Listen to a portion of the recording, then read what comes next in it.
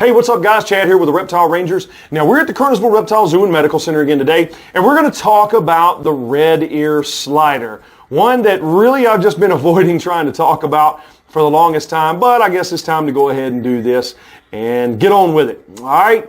Just before we do that, right down there in that corner is our subscriber button.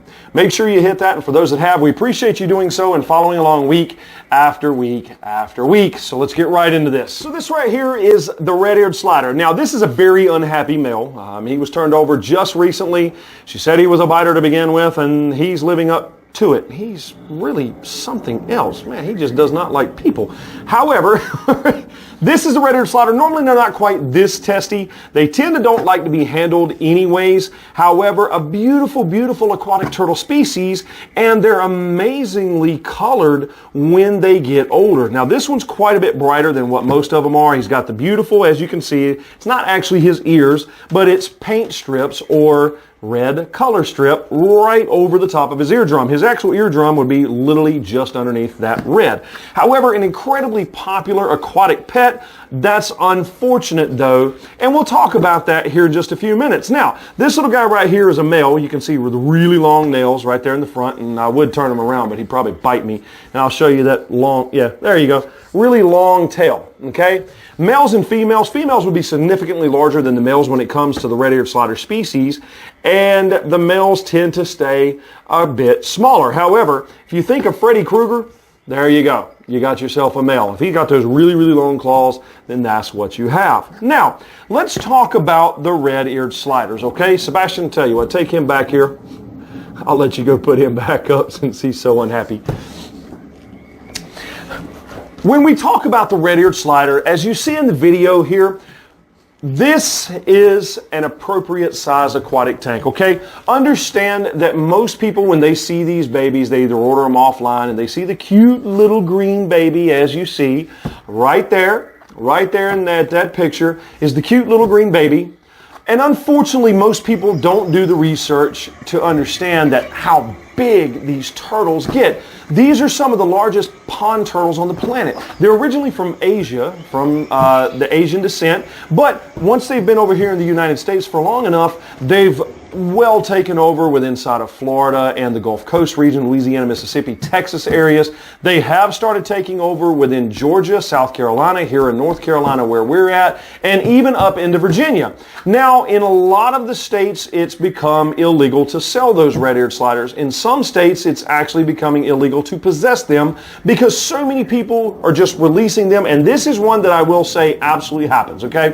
When it comes to some of the overdramatic nonsense that comes out of Florida, when it comes to, oh man, everybody's releasing stuff into the Everglades. Yes and no. A lot of the animals that come from the Everglades came from hurricanes just wiping out facilities and buildings and things like that and just releasing the animals.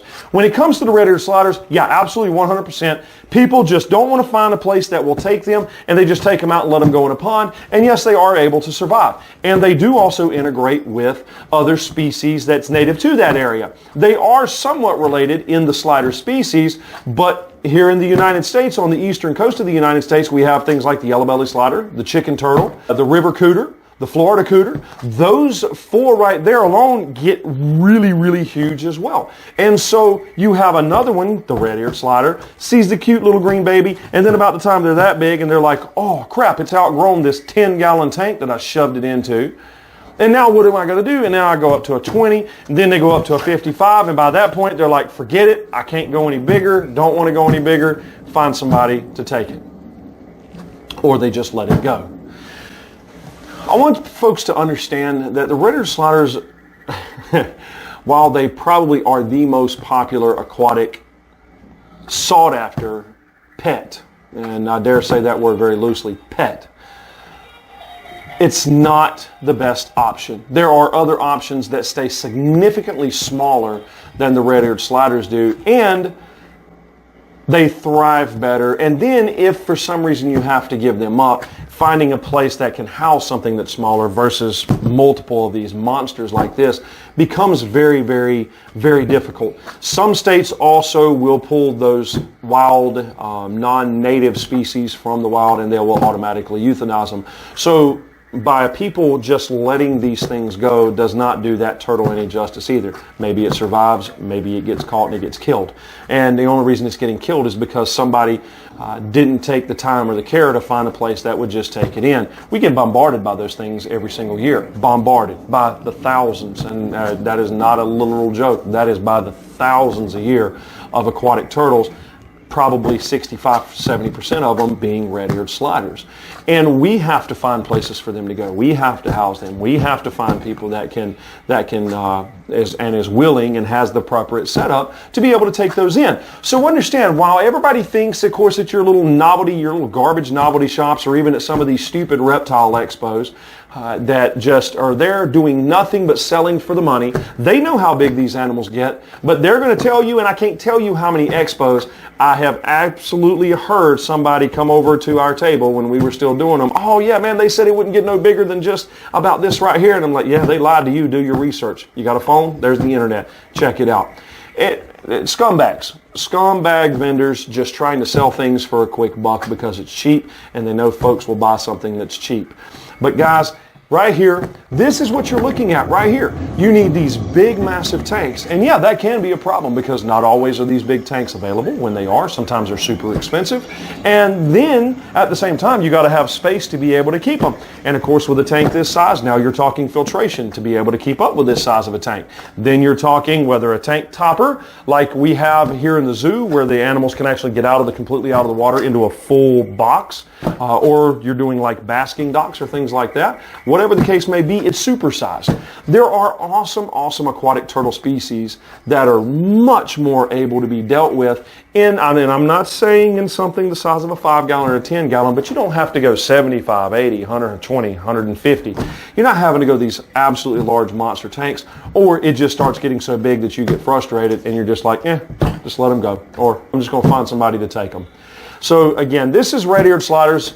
Amazing species. They are absolutely beautiful turtles. They really are. And they really do get a bad rap, not of their own doing, but because of the overpopulation in the pet trade. They're just overbreeding and oversaturation that happens with the red-eared sliders in the pet trade. If you see right here is a picture of one. We ended up getting called, and this happens from time to time, even by the shipping companies, FedEx, UPS, whatever, and we got a call about a shipment of turtles that lost its label within transport. So they had no clue where it was going to. We know where it come from. We know what state it come from. But there was 1,247 turtles. You see that right there? That was my bathtub.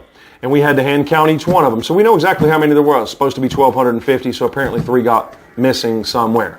So it was 1,247 babies, and it was going up north somewhere. That's where it was headed from south to north. And that's 1,247 babies right there that's going out, that probably a good 3/4 of them are going to end up either being dispersed in the wild or within a few years being just given over to somebody that's already inundated with too many turtles trying to just help out those species as it is. So folks, let's just be aware.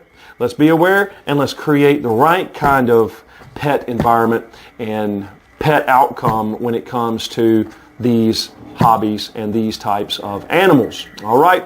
This is the Reptile Rangers. We are the Kernersville Reptile Zoo here in Kernersville, North Carolina.